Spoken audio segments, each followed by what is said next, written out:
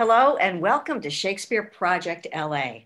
Our reading today is Henry VI, Part 2, and our players are Jason Rennie, Chris Klein, Richard Connolly, Taylor Marr, Christopher Carbo, Ron Dorn, Megan Wells, Ben Birmingham, Dave Demke, John Eddings, Nima Rad, Mark Tracy, Emily Hall, Julie Grossman, Elizabeth Juvenal, Nancy Pasquale, Hadley Hulka, and I'm Mary Carrick.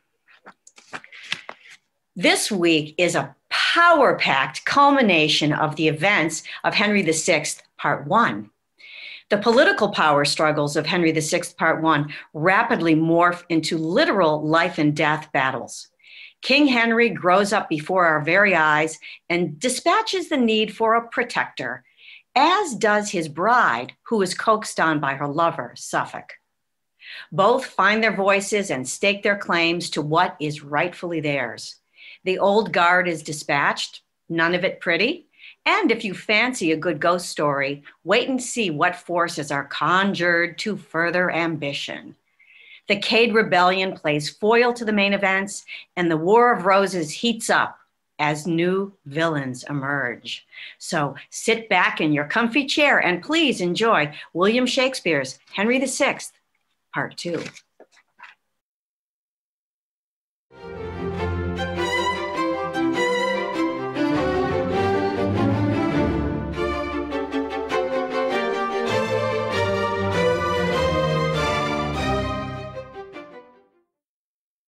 Act 1, Scene 1, London, a grand hall in the King's Palace. Enter King Henry, Duke Humphrey of Gloucester, Salisbury, Warwick, and Cardinal Beaufort on one side, Queen Margaret, Suffolk, York, Somerset, and Buckingham on the other. As by your high imperial majesty, I had in charge at my depart from France as procurator to your excellence to marry Princess Margaret for your grace. So, in the famous ancient city Tours, in presence of the kings of France and Sicily, the Dukes of Orleans, Calabar, Britain, and Alençon, 7 earls, 12 barons, and 20 reverend bishops, I have performed my task and was espoused. And humbly now, upon my bended knee, in sight of England and her lordly peers, deliver up my title in the Queen to your most gracious hands, that are the substance of that great shadow I did represent. The happiest gift that ever Marquess gave, the fairest queen that ever king received. Suffolk, arise. Welcome, Queen Margaret. I can express no kinder sign of love than this kind kiss. O Lord that lends me life, lend me a heart replete with thankfulness, for thou hast given me in this beauteous face a world of earthly blessings to my soul, if sympathy of love unite our thoughts. Great King of England, and my gracious Lord, the mutual conference that my mind hath had by day, by night, waking and in my dreams, in courtly company or at my beads, with you, mine alderfice sovereign, makes me the bolder to salute my king. With rudder terms such as my wit affords, and overjoy of heart doth minister. Her sight did ravish, but her grace and speech, her words yclad with wisdom's majesty, makes me from wondering fall to weeping joys. Such is the fullness of my heart's content. Lords, with cheerful voice, welcome my love. Long live Queen Margaret, England's happiness. We thank you all.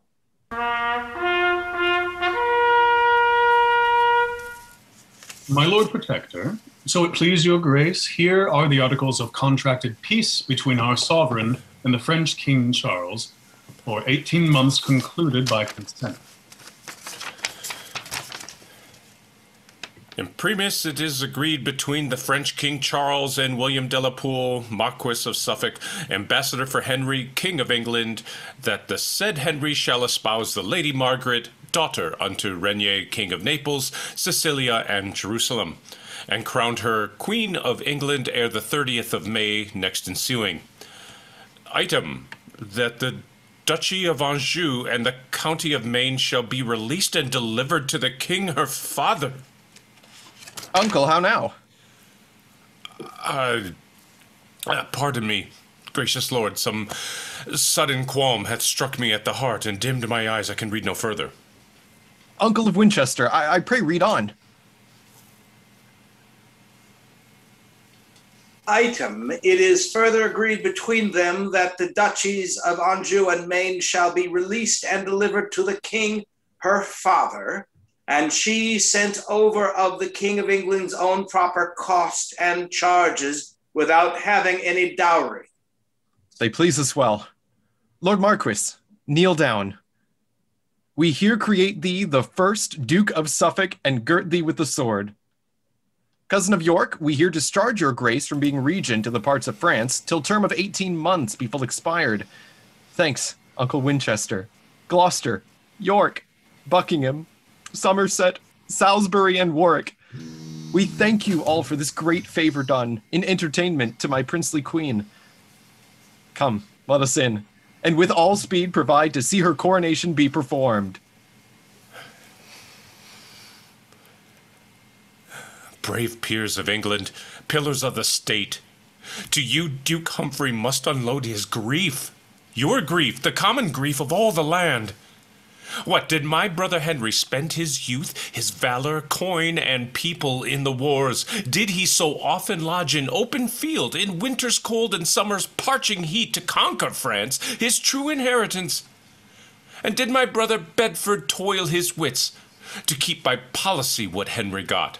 And have you yourselves, Somerset, Buckingham, brave York, Salisbury, and victorious Warwick, received deep scars in France and Normandy? Or hath mine uncle Beaufort and myself, with all the learned counsel of the realm, studied so long, sat in the council house early and late, debating to and fro how France and Frenchmen might be kept in awe, and had his highness in his infancy crowned in Paris, in despite of foes? And shall these labors and these honors die? Shall Henry's conquest, Bedford's vigilance, your deeds of war, and all our counsel die? Peers of England, shameful is this league, fatal is this marriage, cancelling your fame, blotting your names from the books of memory, racing the characters of your renown, defacing monuments of conquered France, undoing all as had never been. Nephew, what means this passionate discourse, this peroration with such circumstance? For France 'tis ours, and we keep it still. No, why, uncle? We will keep it if we can, but now it is impossible we should. Suffolk, the new-made duke that rules the roast, hath given the duchy of Anjou and Maine unto the poor King Regnier, whose large style agrees not with the leanness of his purse. Now by the death of him that died for all, these counties were the keys of Normandy. But wherefore weeps Warwick, my valiant son? For grief that they are past recovery. For there were hope to conquer them again. My sword should shed hot blood, mine eyes no tears. Anjou and Maine, myself did win them both.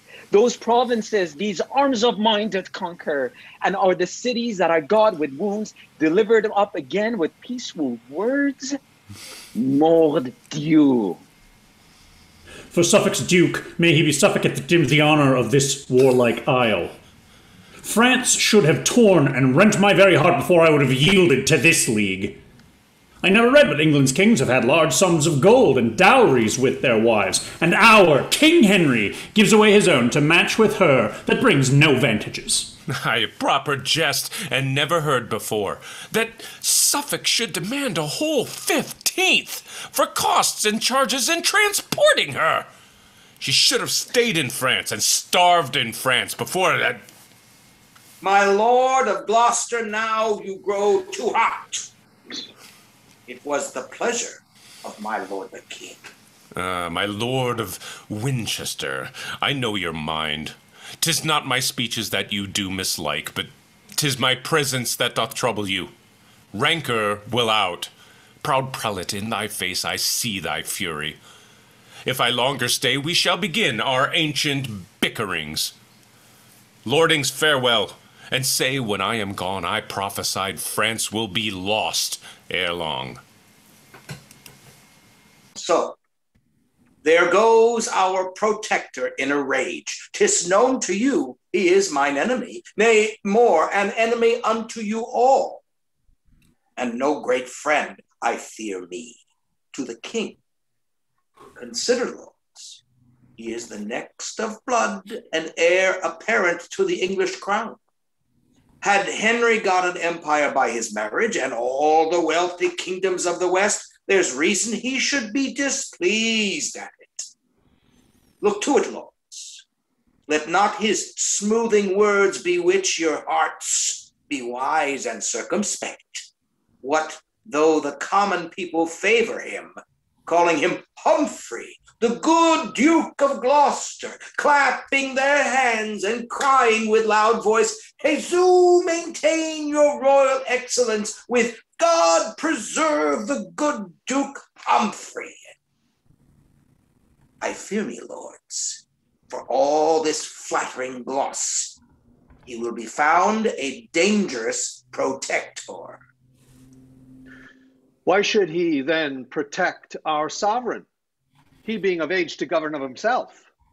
Cousin of Somerset, join you with me, and all together with the Duke of Suffolk, will quickly hoist Duke Humphrey from his seat.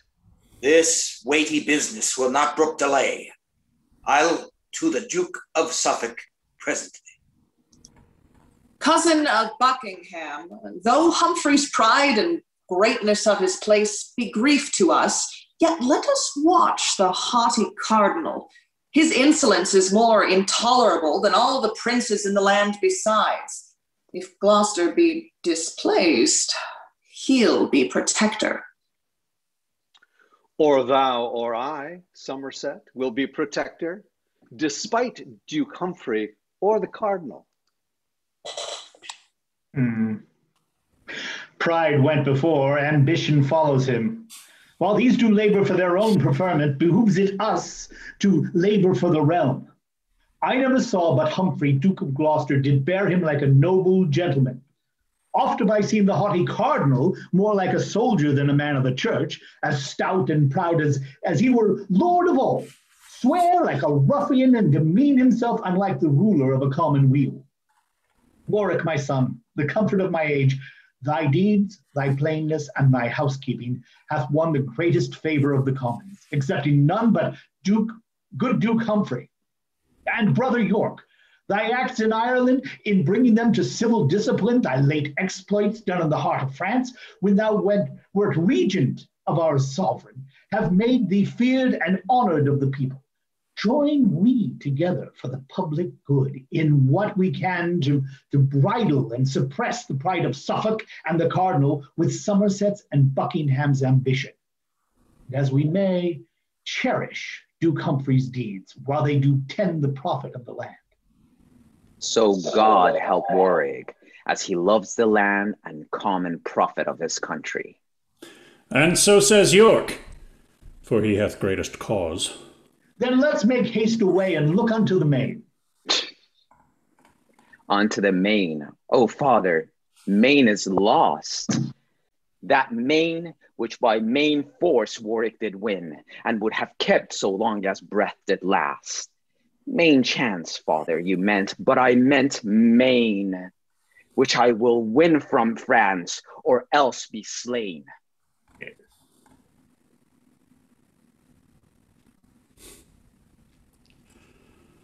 Anjou and Maine are given to the French. Paris is lost. The state of Normandy stands on a tickle point. Now they are gone. Suffolk concluded on the articles. The peers agreed, and Henry was well pleased. To change 2 dukedoms for a duke's fair daughter, I cannot blame them all. What is to them? 'Tis thine they give away, and not their own. Pirates may make cheap pennyworths of their pillage, and purchase friends, and give to courtesans, still revelling like lords, till all be gone, while as the silly owner of the goods weeps over them, and wrings his hapless hands, and shakes his head, and trembling stands aloof, while all is shared, and all is borne away, ready to starve, and dare not touch his own. So York must sit and fret and bite his tongue, while his own lands are bargained for and sold. methinks the realms of England, France, and Ireland bear that proportion to my flesh as did the fatal brand Althea burn under the prince's heart of Caledon. Anjou and Maine both given unto the French. Cold news for me, for I had hope of France, even as I have of fertile England's soil. A day will come when York shall claim his own, and therefore I will take the Neville's part, and make a show of love to proud Duke Humphrey, and when I spy advantage, claim the crown. For that's the golden mark I seek to hit. Nor shall proud Lancaster usurp my right, nor hold the sceptre in his childish fist, nor wear the diadem upon his head, whose church-like humours fits not for a crown. Then York, be still a while till time do serve. Watch thou, and wake, when others be asleep, to pry into the secrets of the state, till Henry, surfeiting in joys of love with his new bride and England's dear-bought queen, and Humphrey with the peers, be fallen at jars. Then will I raise aloft the milk-white rose, with whose sweet smell the air shall be perfumed, and in my standard bear the arms of York, to grapple with the house of Lancaster. And force perforce I'll make him yield the crown, whose bookish rule hath pulled fair England down.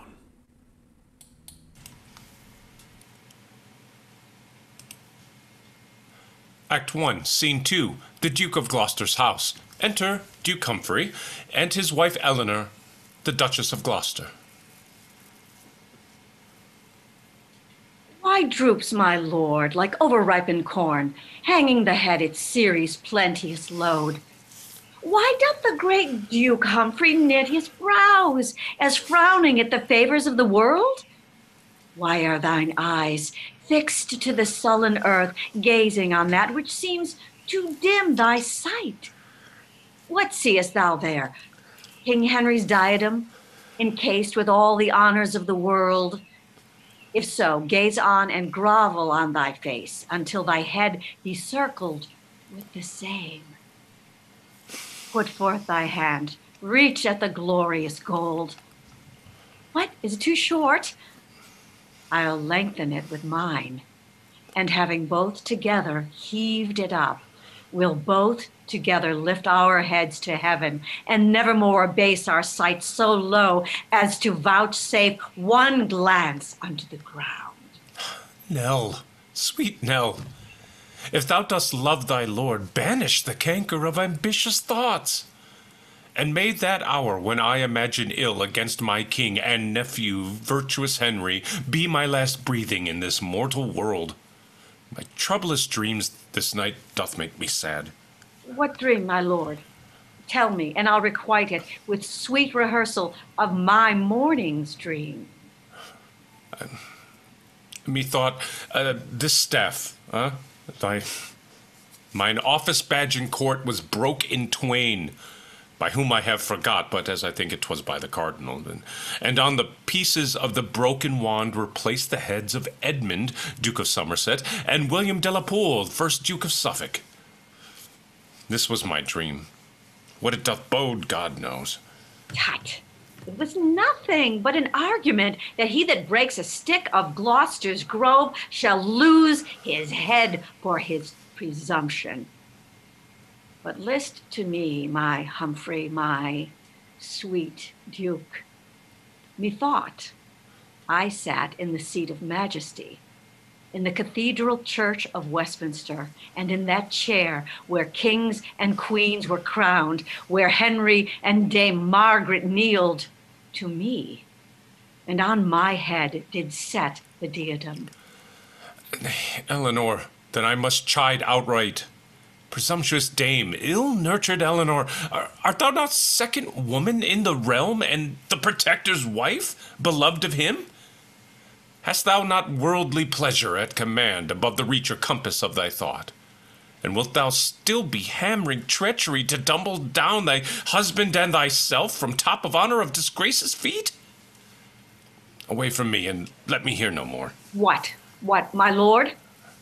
Are you so choleric with Eleanor for telling her but her dream? Next time I'll keep my dreams into myself and not be checked. Nay, nay, be not angry. I am pleased again. My Lord Protector, if His Highness's pleasure, you do prepare to ride unto St. Albans, whereas the King and Queen do mean to hawk. I go. Come, Nell, thou wilt ride with us. Yes, my good lord. I'll follow presently. Follow I must. I cannot go before while Gloucester bears this base and humble mind. Were I a man, a duke, and next of blood, I would remove these tedious stumbling blocks and smooth on my way upon their headless necks.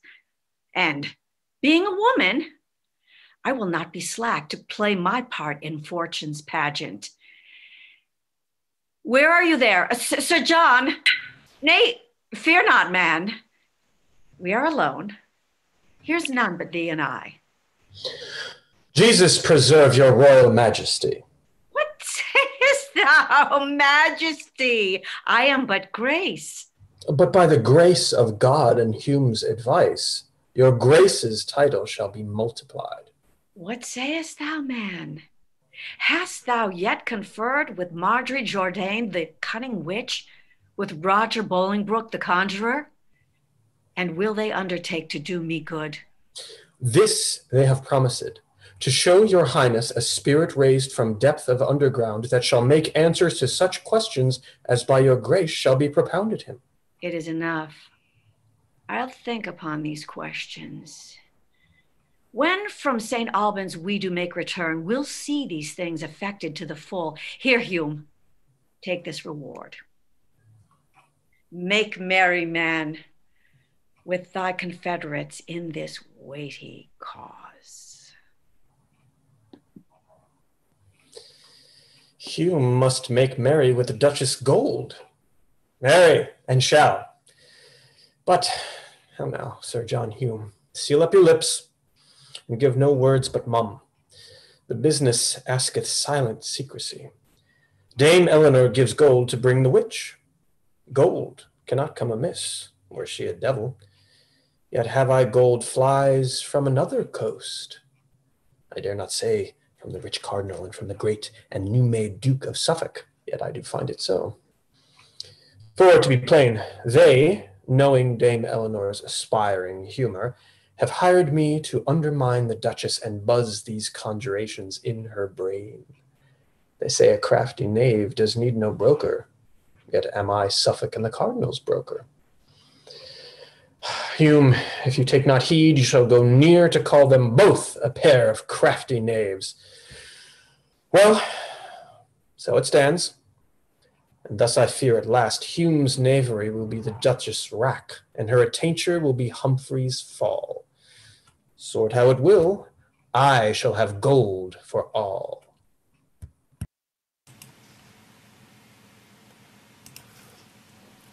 Act 1, Scene 3, a courtyard of the king's palace. Enter petitioners, Peter Thump, the armorer's man, being one.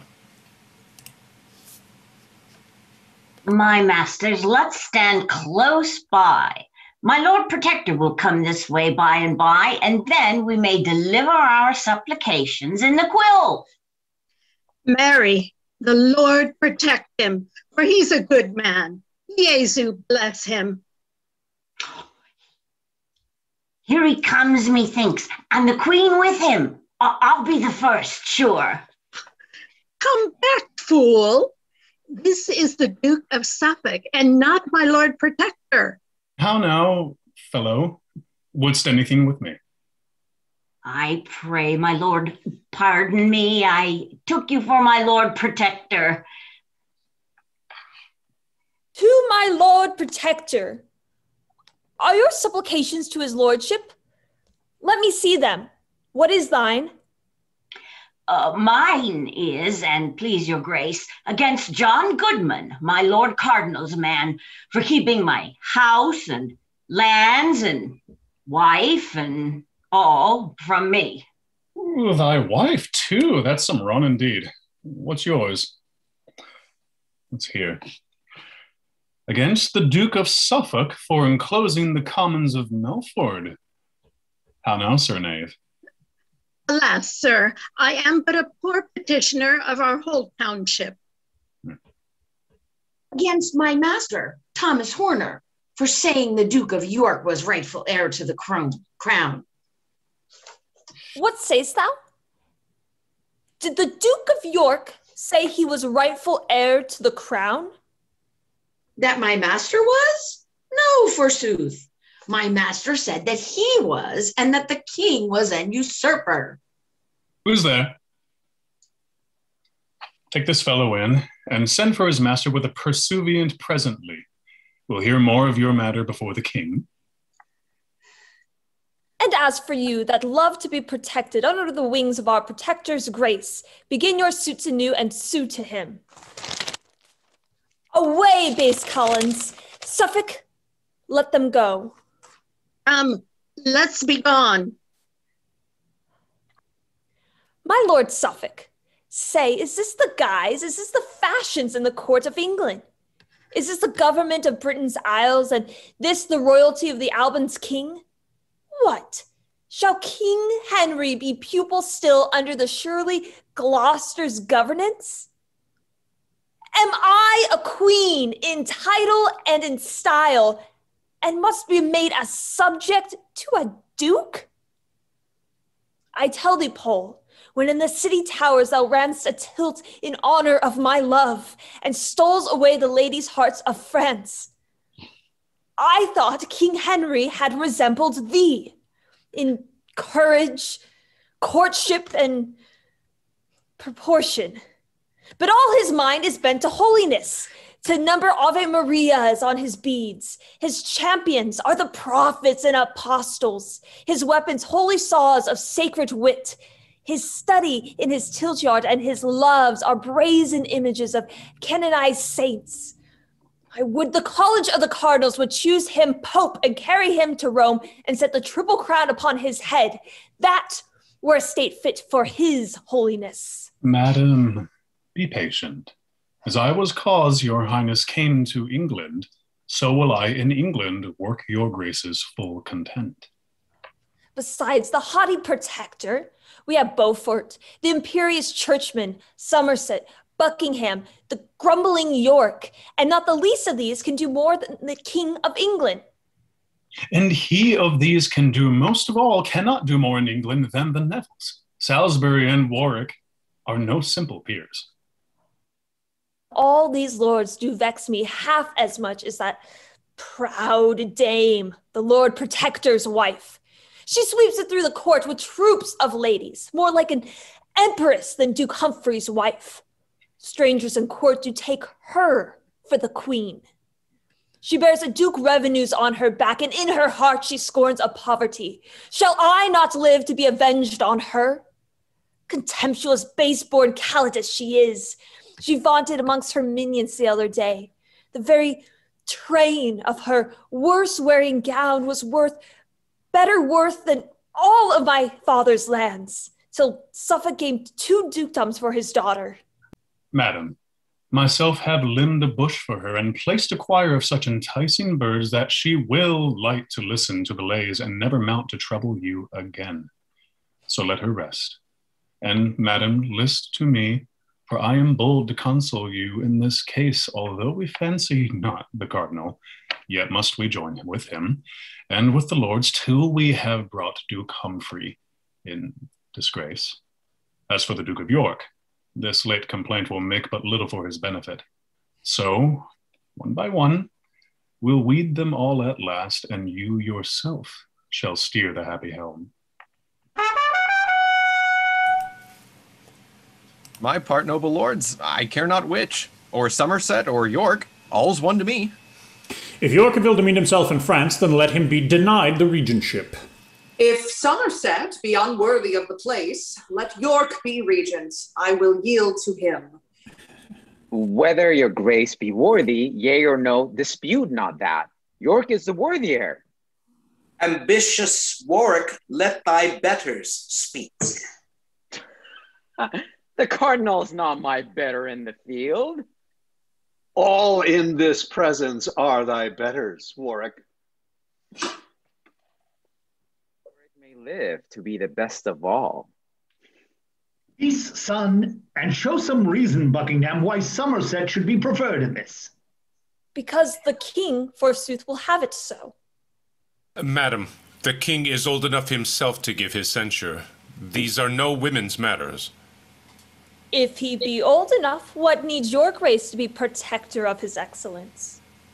Madam, I am protector of the realm, and at his pleasure will resign my place.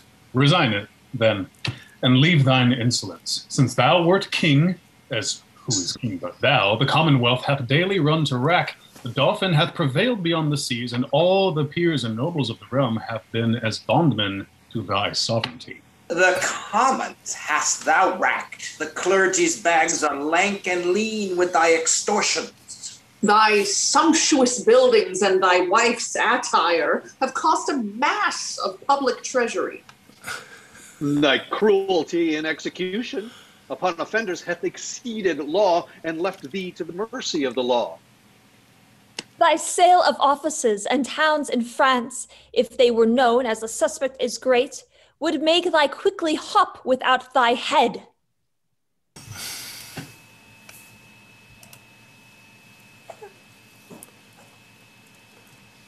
Give me my fan. What? Minion, can you not?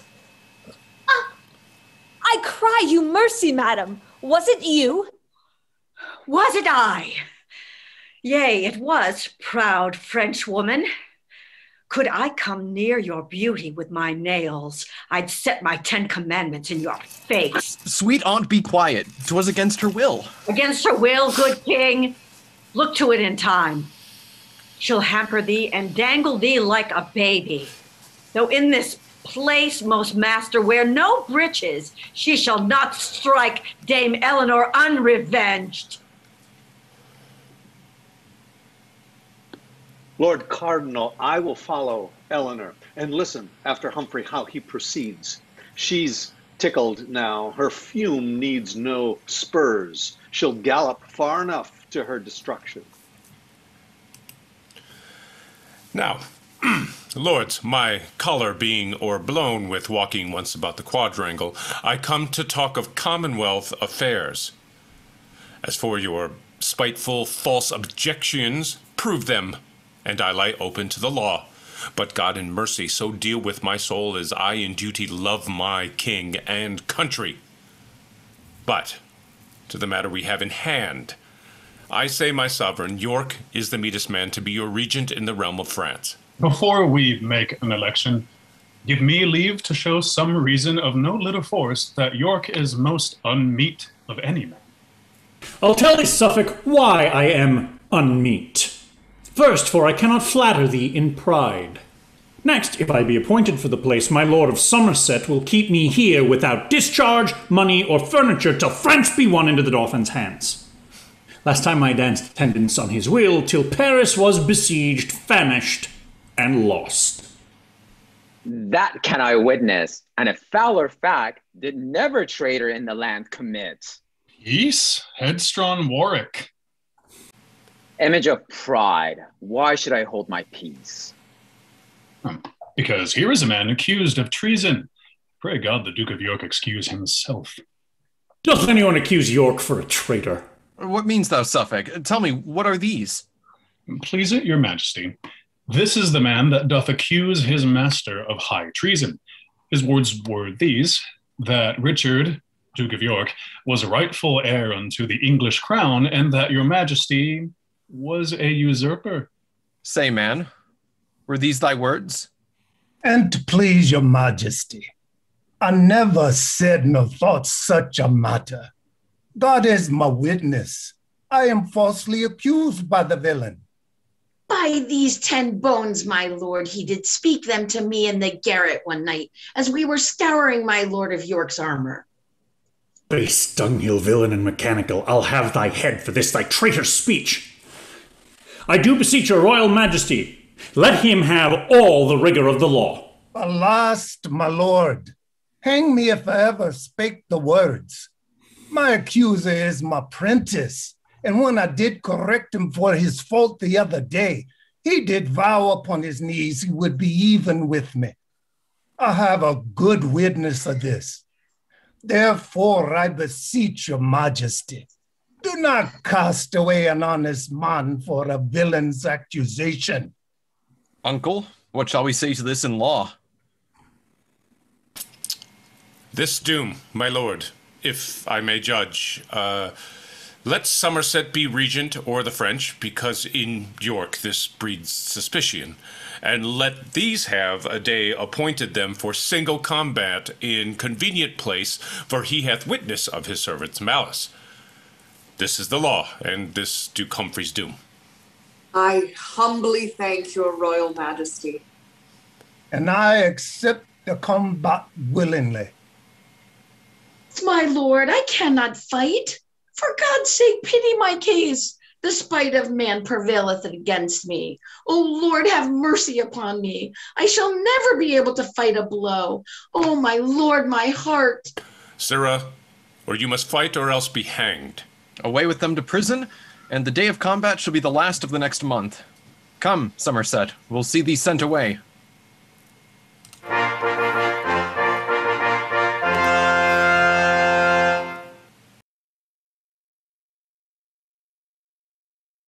Act 1, Scene 4, a garden at the Gloucester's house. Enter the witch, Marjorie Jourdain, the two priests, Hume and Southwell, and Bolingbroke, a conjurer.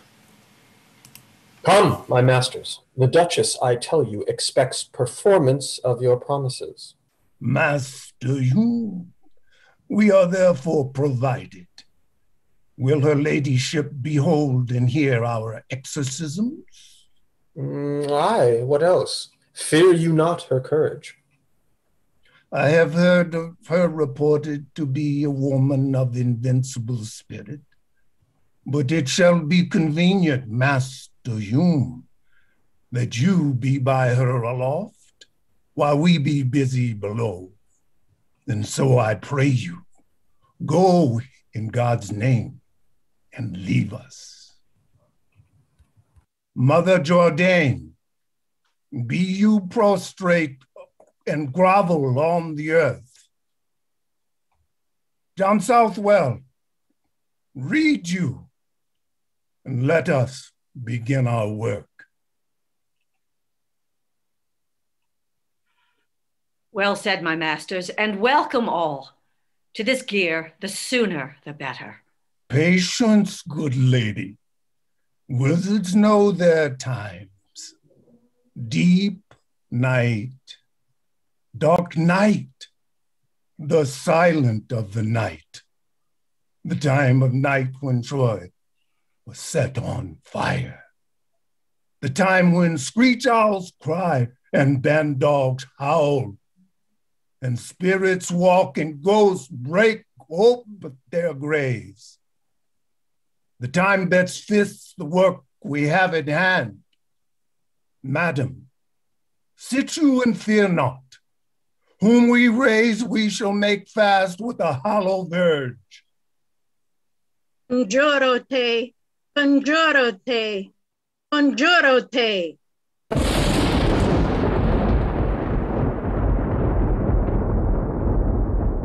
Adsum. Asmat, by the eternal God, whose name and power thou tremblest at, answer that I shall ask, for till thou speak, thou shalt not pass from hence. Ask what thou wilt, that I had said and done. First of the king, what shall become of him? The Duke yet lives that Henry shall depose, but him outlive and die a violent death. What fates await the Duke of Suffolk? By water shall he die and take his end. What shall befall the Duke of Somerset? Let him shun castles. Safer shall he be upon the sandy plains than where castles mounted stand. Have done, for I hardly can endure. Descend to darkness and the burning lake. False fiend avoid.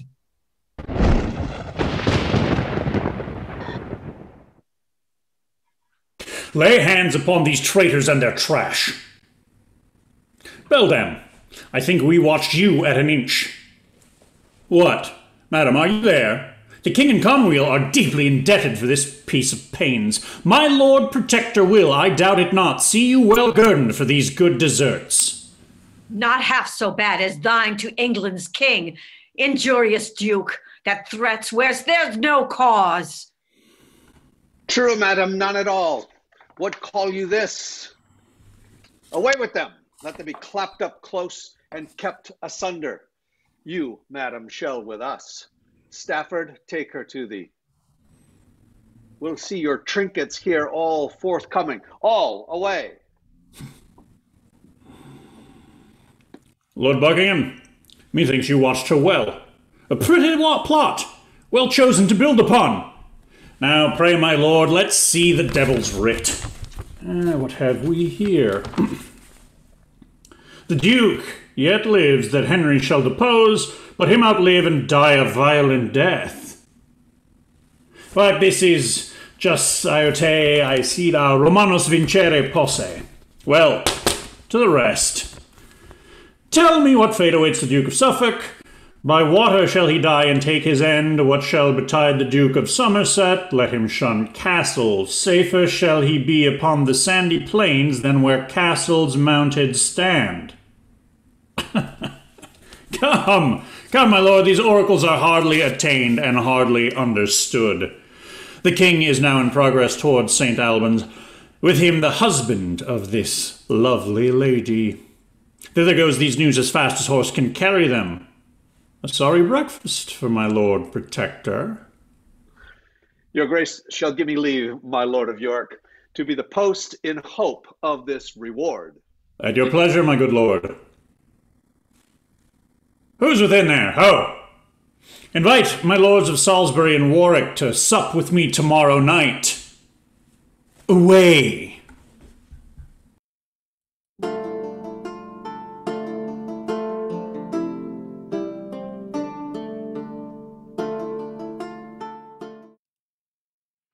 Act 2, Scene 1. A park outside of St. Albans.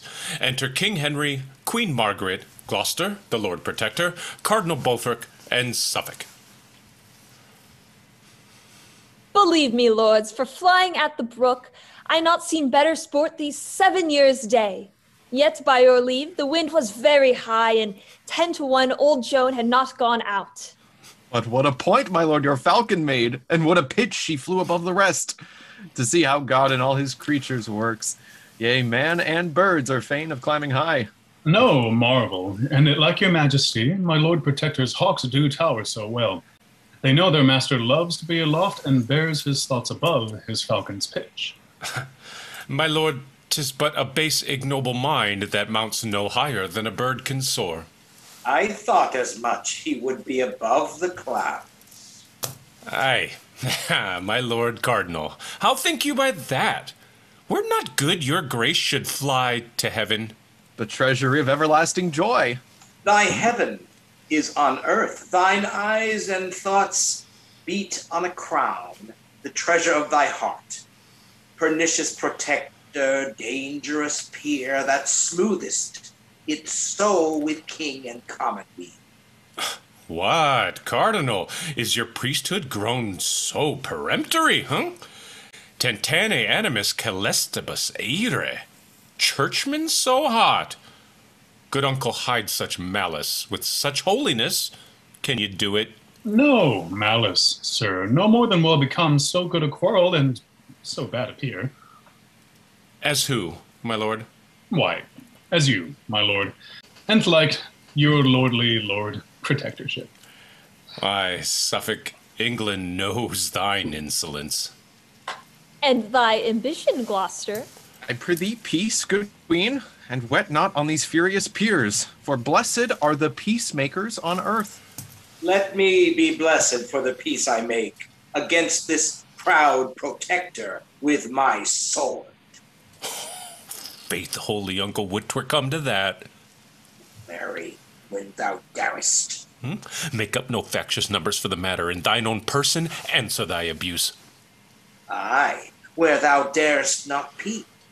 And if thou darest, this evening, on the east side of the grove. How now, my lords? Believe me, cousin Gloucester, had not your man put up the fowl so suddenly, we had had more sport. Come, with thy two-hand sword. True. Uncle, are you advised? East end of the grove. I am with you. Why, how now, Uncle Gloucester? Talking of hawking. Nothing else, my lord. Now, by God's mother priest, I'll shave your crown for this, or all my fence shall fail. Some protector, see to it well, protect thyself. The winds grow high, so do your stomachs, lords. How irksome is this music to my heart, when such strings jar, what hope of harmony? I pray, my lords, let me compound this strife. A miracle! What means this noise? Fellow, what miracle dost thou proclaim? A miracle! A miracle! Come to the king and tell him what miracle. Forsooth, a blind man at St. Albans shrine within this half hour hath received his sight. A man that ne'er saw in his life before. Now God be praised, that to believing souls gives light in darkness, comfort in despair. Here comes the townsman on procession to present your highness with the man. Great is his comfort in this earthly vale, although by his sight his sin be multiplied. Stand by, my masters. Bring him near the king. His highness' pleasure is to talk with him. Good fellow, tell us here the circumstance, that we for thee may glorify the Lord. What, hast thou been long blind and now restored? Born blind, and pleased with grace. Aye, indeed was he. What woman is this? Oh, his wife, and like your worship. Hadst thou been his mother, thou couldst have better told. Where wert thou born? At Burke in the north, and like your grace. Oh, poor soul, God's goodness hath been great to thee. Let never day nor night unhallowed pass, but still remember what the Lord hath done. Tell me, good fellow, came here by chance or of devotion to this holy shrine? God knows of pure devotion, being called 100 times and oftener in my sleep by good St. Alban, who said, Simon, come offer at my shrine, and I will help thee. Most true, forsooth, and many times, and oft myself have heard a voice to call him so. What?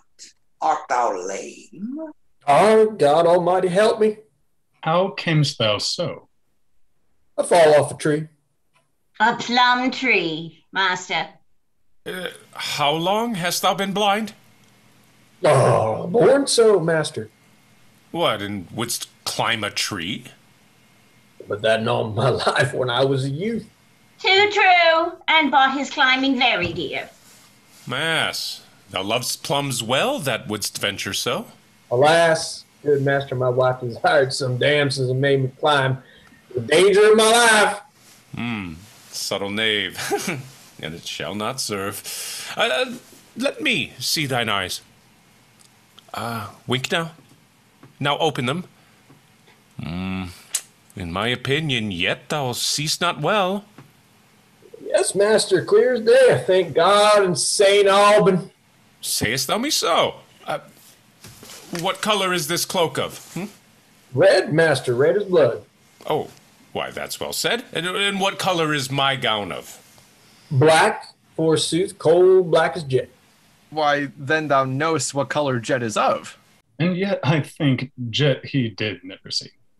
But cloaks and gowns before this day, a many. He never before this day in all his life. Tell me, Sarah, what's my name? I'll ask, master, I know not. What's his name? I know not. Oh, nor his? No, indeed, master. What's thine own name? Sander Sipcox, and if it please you, master. Then, Sander, sit there, the lyingest knave in Christendom. If thou hadst been born blind, thou mightst as well have known all our names as thus to name the several colours we do wear. Sight may distinguish of colours, but suddenly to nominate them? It is impossible. My lords, St. Alban here hath done a miracle.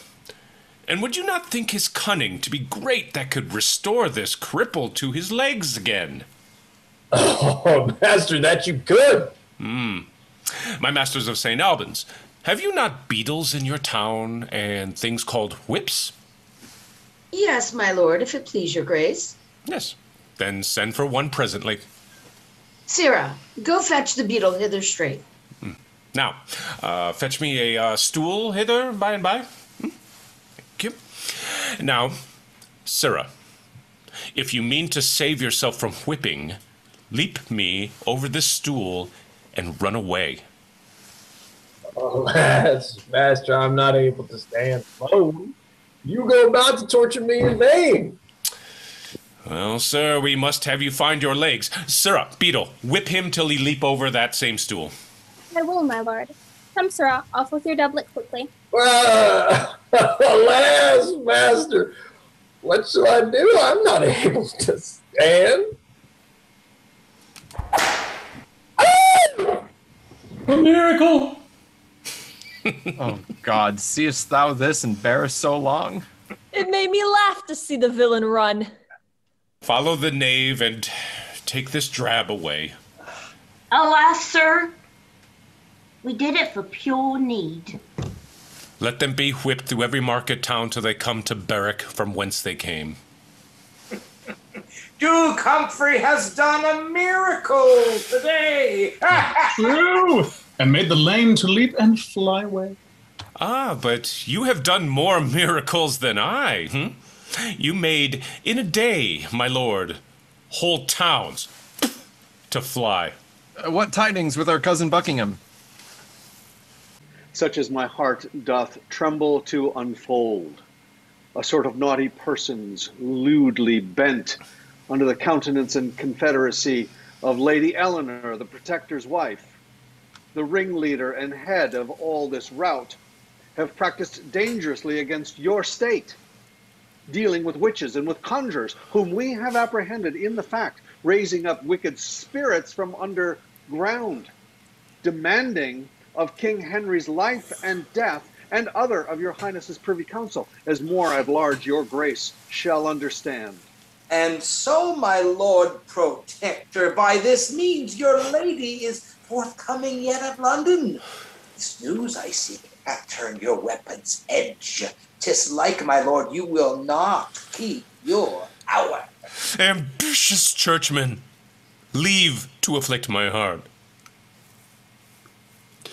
Sorrow and grief have vanquished all my powers, and vanquished as I am, I yield to thee or to the nearest groom.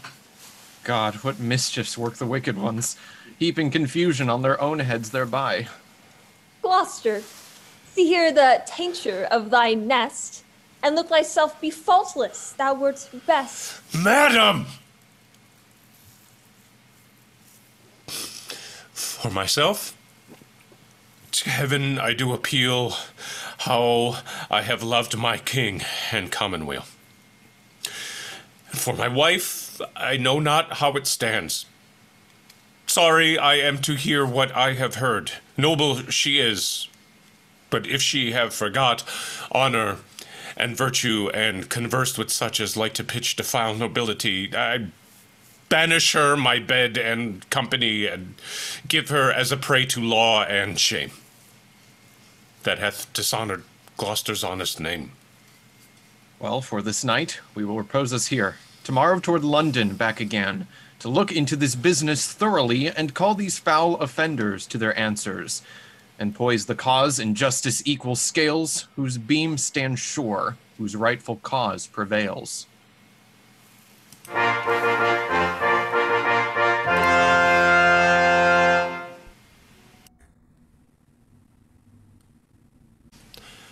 Act 2, Scene 2. London, the Duke of York's garden. Enter York, Salisbury, and Warwick.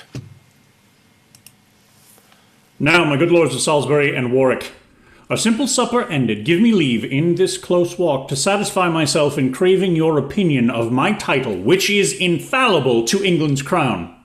My lord, I long to hear it at full. Sweet York, begin, and if thy claim be good, the Nevilles are thy subjects to command. Then thus. Edward III, my lords, had 7 sons. The first, Edward the Black Prince, Prince of Wales. The second, William of Hatfield. And the third, Lionel, Duke of Clarence. Next to whom was John of Gaunt, the Duke of Lancaster. The fifth was Edmund Langley, Duke of York. The sixth was Thomas of Woodstock, Duke of Gloucester. William of Windsor was the 7th and last. Now, Edward, the Black Prince, died before his father, and left behind him Richard, his only son, who, after Edward III's death, reigned as king, till Henry Bolingbroke, Duke of Lancaster, the eldest son and heir of John of Gaunt, crowned by the name of Henry IV, seized on the realm, deposed the rightful king, sent his poor queen to France, from whence she came, and him to Pomfret, where, as you all know, harmless Richard was murdered traitorously. Father, the Duke hath told the truth. Thus got the House of Lancaster the crown. Which now they hold by force and not by right.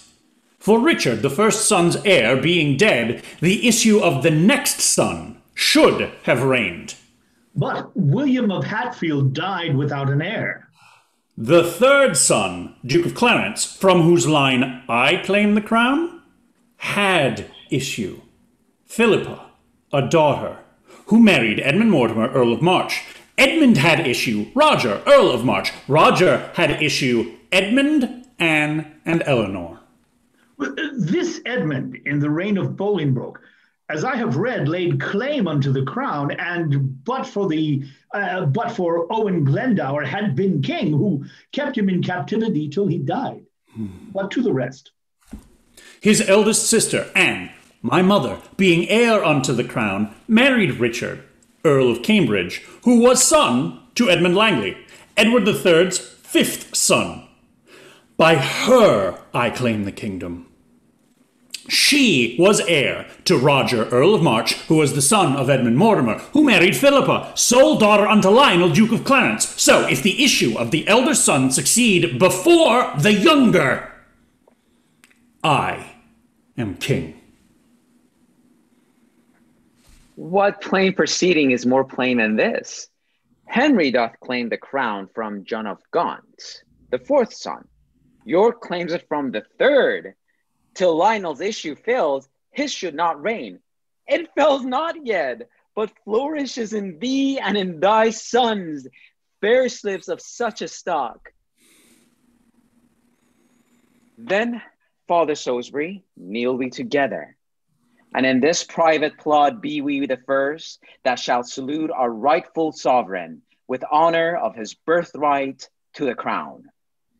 Long live our sovereign Richard. Richard, England's king. King.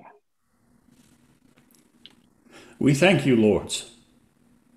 But I am not your king till I be crowned, and that my sword be stained with heart-blood of the House of Lancaster. And that's not suddenly to be performed, but with advice and silent secrecy. Do you as I do in these dangerous days. Wink at the Duke of Suffolk's insolence, at Beaufort's pride, at Somerset's ambition, at Buckingham and all the crew of them, till they have snared the shepherd of the flock, that virtuous prince, the good Duke Humphrey. 'Tis that they seek, and they, in seeking that, shall find their deaths, if York can prophesy. My lord, break we off. We know your mind at full. My heart assures me that the Earl of Warwick shall one day make the Duke of York a king. And Neville, this I do assure myself. Richard shall live to make the Earl of Warwick the greatest man in England, but the king.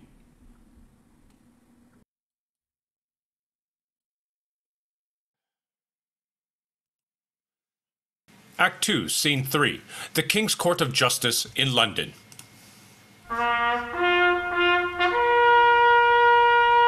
Enter King Henry, Queen Margaret, Duke of Gloucester, York, Salisbury, and Suffolk, followed by guards leading the Duchess of Gloucester, Marjorie Jourdain, Southwell, Hume, and Bolingbroke to the court. Stand forth, Dame Eleanor Cobham, Gloucester's wife.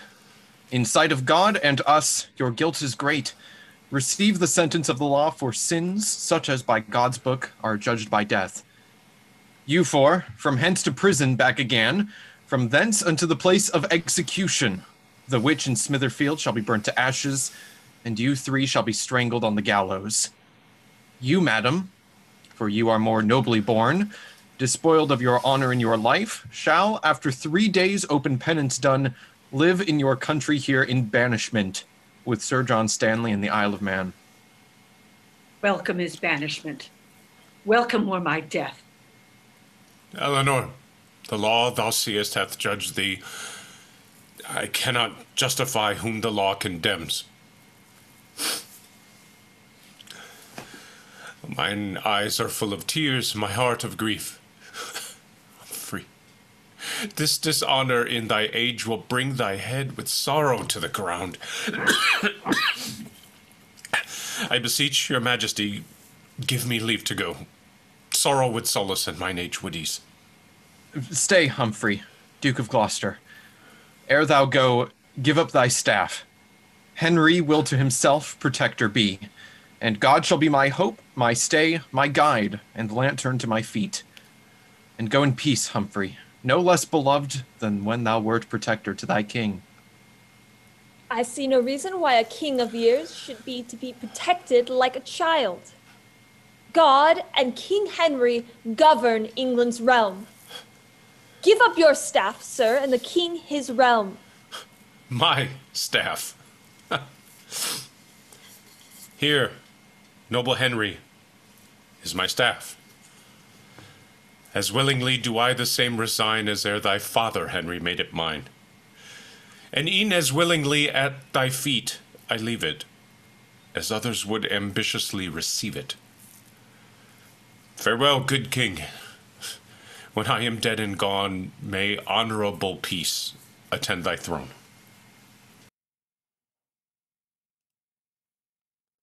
Why, now is Henry king and Margaret queen, and Humphrey, Duke of Gloucester, scarce himself that bears so shrewd a mane, 2 poles at once, his lady banished and a limb lopped off, his staff of honor wrought. There let it stand, where it best fits to be, in Henry's hand. Thus droops this lofty pine and hangs his sprays. Thus Eleanor's pride dies in her youngest days. Lords, let him go.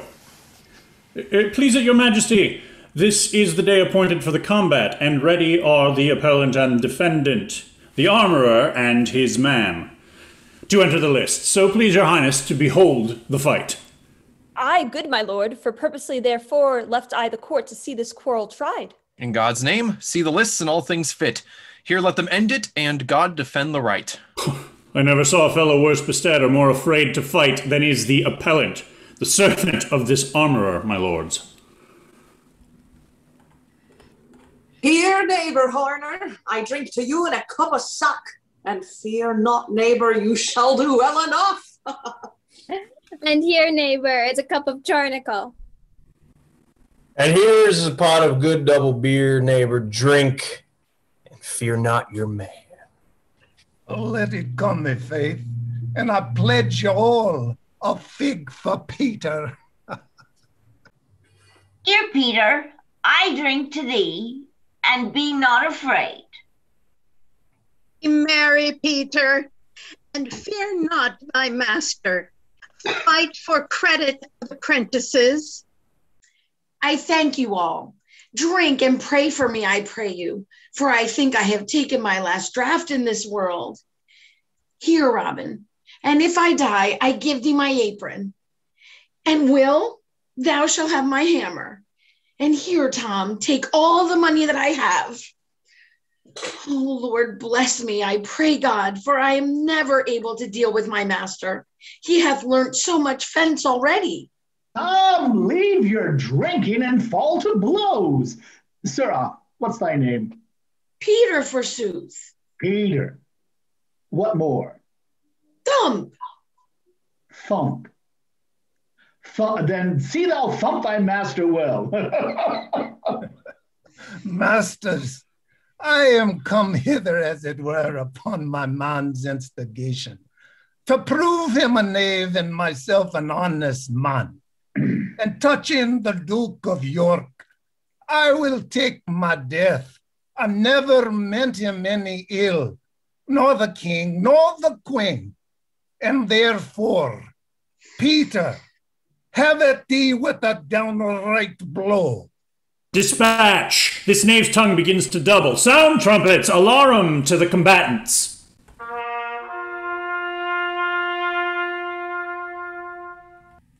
Peter, hold! I confess treason. Take away his weapon. Fellow, thank God and the good wine in thy master's way. Oh, God, have I overcome mine enemies in this present? Oh, Peter, thou hast prevailed in right. Go, take hence that traitor from our sight, for by his death we do perceive his guilt, and God in justice hath revealed to us the truth and innocence of this poor fellow, which he had thought to have murdered wrongfully. Come, fellow, follow us for thy reward.